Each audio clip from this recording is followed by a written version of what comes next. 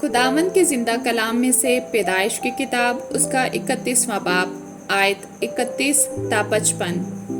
तब याकूब ने लाबिन से कहा, इसीलिए कि मैं डरा, क्योंकि मैंने सोचा कि कहीं तू अपनी बेटियों को जबरन मुझसे छीन ना ले। अब जिसके पास तुझे तेरे बुत मिले वो जीता नहीं बचेगा।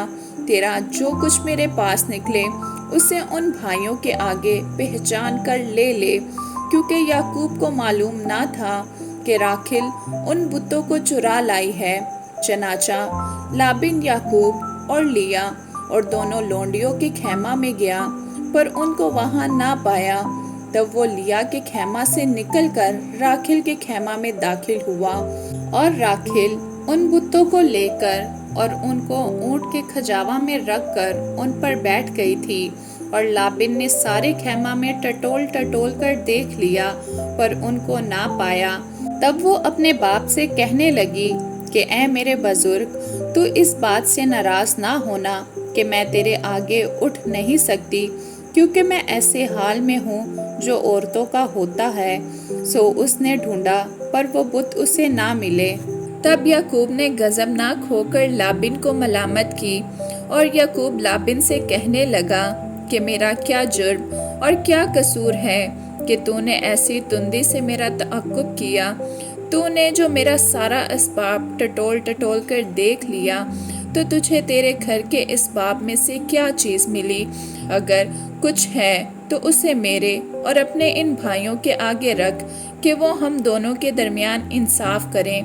मैं पूरे 20 बरस तेरे साथ रहा, ना तो कभी तेरी भेड़ों और बकरियों का घाव गिरा, और ना तेरे रेवड़ के मेंढे मैंने खाए। जिसे दरिंदों ने फाड़ा मैं उसे तेरे पास ना लाया। उसका नुकसान मैंने सहा। जो दिन को या रात को चोरी गया उसे तूने मुझसे तलब किया। मेरा हाल ये रहा कि मैं दिन को गर्मी और रात को सर्दी में मरा, और मेरी आंखों से नींद दूर रहती थी। मैं 20 बरस तक तेरे घर में रहा।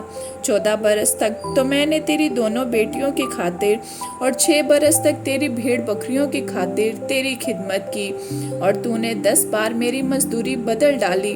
अगर मेरे बाप का खुदा इब्राहिम का मबूद, जिसका रोब इसहाक मानता था, मेरी तरफ ना होता तो ज़रूर ही तू अब मुझे खाली हाथ जाने देता। खुदा ने मेरी मुसीबत और मेरे हाथों की मेहनत देखी है, और कल रात तुझे डांटा भी।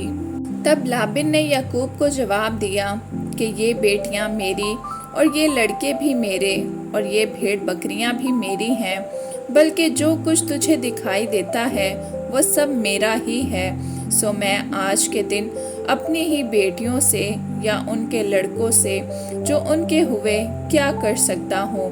बस अब आ कि मैं और तू दोनों मिलकर आपस में एक अहद बांधें, और वही मेरे और तेरे दरमियान गवाह रहे।